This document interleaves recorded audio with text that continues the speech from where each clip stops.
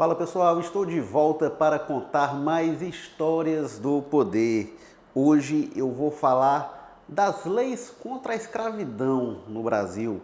A primeira delas completou 190 anos e contra elas existiram alguns argumentos, alguns discursos que são feitos até hoje, que são fáceis de encontrar no Brasil atual. A primeira lei contra a escravidão no Brasil entrou em vigor no dia 7 de novembro de 1831. Foi a chamada Lei Feijó. Era um momento de intensa pressão no Império Britânico contra a escravidão no mundo e, em particular, contra o tráfico humano, o tráfico de pessoas da África para colônias pelo mundo, sobretudo colônias na América naquele momento. E havia muita pressão dos ingleses contra esse comércio intercontinental. Então, o Brasil criou essa lei que pretendia impedir o tráfico de escravizados, a importação de negros africanos para trabalhar como escravizados no Brasil. A Lei Feijó estabelecia que se alguma pessoa escravizada fosse trazida ao Brasil, ela imediatamente passaria a ser livre, embora a escravidão fosse mantida em território nacional. Aquela lei de 1831 deu origem a uma expressão que é comum até hoje, para inglês ver, porque não foi uma lei que pegou. O tráfico intercontinental de escravizados seguiu ainda por quase 2 décadas. A lei que veio de fato a proibir o tráfico de escravizados no Brasil veio em 1850, a chamada Lei Eusébio de Queiroz. E olha, para ela ser colocada em prática foi muita tensão e muita pressão, mais uma vez vinda do Império Britânico, que ameaçou entrar em guerra com o Brasil para proibir a continuidade do tráfico humano de pessoas escravizadas. Em 2021, completa-se também 150 anos de outra lei que foi um marco contra a escravidão, a Lei do Ventre Livre, de 1871.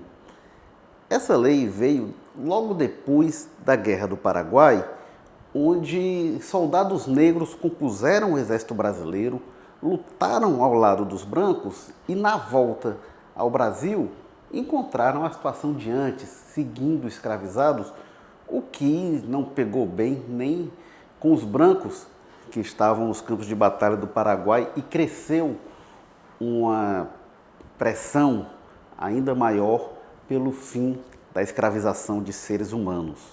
Juntas, essas duas leis, Eusébio de Queiroz e a Lei do Ventre Livre, elas colocaram no horizonte o fim da escravidão no Brasil. Porque, por um lado, não se podia mais trazer pessoas escravizadas de fora do país. Por outro lado, com a Lei do Ventre Livre, quem nascesse filho de escravos no Brasil, ou em qualquer condição, seria livre. Os filhos dos escravos não seriam também escravizados.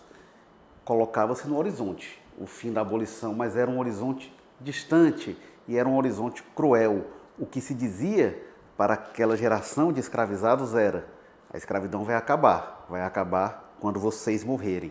Os filhos de vocês, a geração seguinte, não serão escravizados, mas vocês seguirão nessa condição.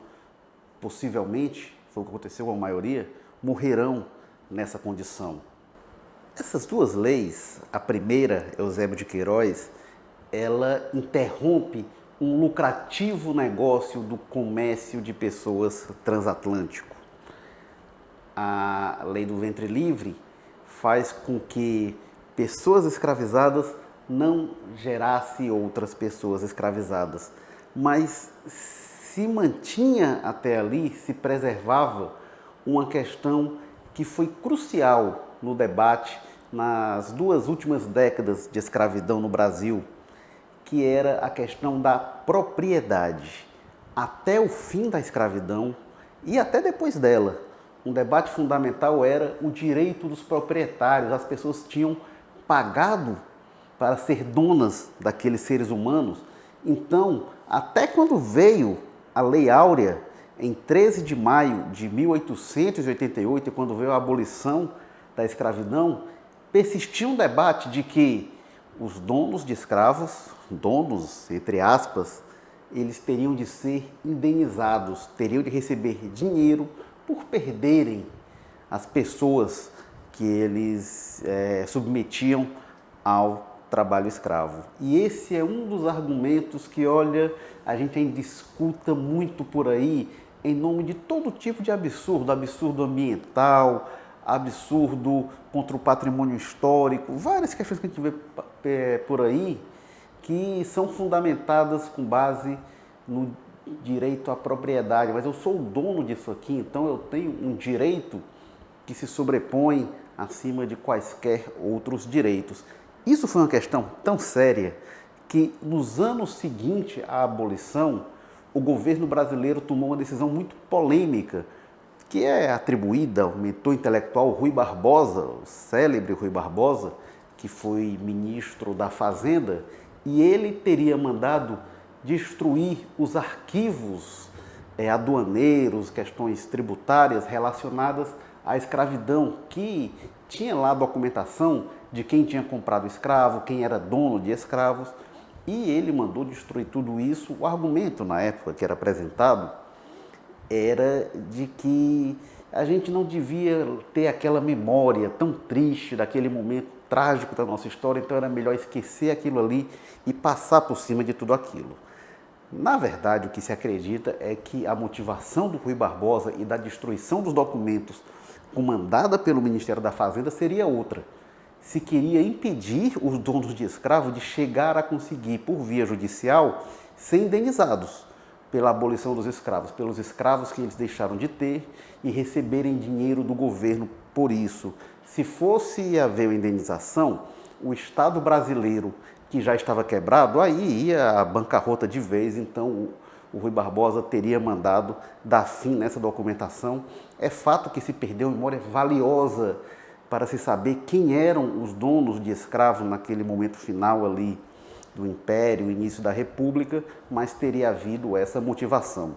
E o Rui Barbosa dizia uma coisa que ele tinha toda a razão: se há de se falar de indenização a alguém, tinha de se falar de indenização aos escravizados, às pessoas que foram submetidas ao trabalho nessas condições. Aliás, eu falei aqui de algumas leis, em grande parte delas, resultado dos acordos e dos tratados e aprovadas em legislativos brancos, mas que tiveram participação, sobretudo no momento final, quando havia mais negros libertos com possibilidade de ação, teve sim um papel crucial dos abolicionistas negros para que se concretizassem. Eu citei aqui a luta na Guerra do Paraguai, em vários outros momentos de luta e de resistência negra, olhando para trás também dos quilombos, de várias formas de resistência que houve. Definitivamente faltou uma lei, que foi a lei após a abolição, para garantir que estes negros libertos fossem integrados à sociedade. Isso é uma empreitada que segue incompleta até hoje. Eu falei que o direito à propriedade era um argumento central para justificar a manutenção da escravidão no seu fim, e tinha outro discurso muito comum que era repetido nos chamados clubes da terra naquela época, que era de que a escravidão era o motor da economia nacional. Então, abolir a escravidão iria afetar demais a economia, e isso não poderia ser feito. Também é outro discurso que a gente ouve repetido muito nos dias de hoje. A gente escutou, por exemplo, quando foi aprovado o Código Florestal, e se dizia que em nome da economia, em nome da produção rural, se tinha de flexibilizar a legislação ambiental, avançar na destruição do meio ambiente em nome da economia, para não falar agora na pandemia, quando se disse que não poderia haver determinadas restrições porque o impacto econômico seria muito grande. Sabe de uma coisa? Os clubes da terra tinham razão quando diziam que a escravização de seres humanos era o motor da economia nacional, era o mesmo. Mas, desculpe a palavra, dane-se. Dane-se que se reorganiza a economia nacional. Não se podia sustentar a economia daquela forma. Aquilo não era argumento para submeter seres humanos àquelas condições. Mas a gente, pelo que escuta, pelo que lê por aí, olha, se algumas pessoas de hoje fossem transportadas para aquele tempo, iriam defender a mesma coisa. Ah, querem abolir a escravização de pessoas, mas a economia, como é que vai ficar? A história ecoa sem dúvida nenhuma. Valeu, pessoal, esse foi mais um Histórias do Poder. Semana que vem eu estou de volta para falar mais sobre a memória da nossa política e dos jogos de poder. Um abraço e até lá.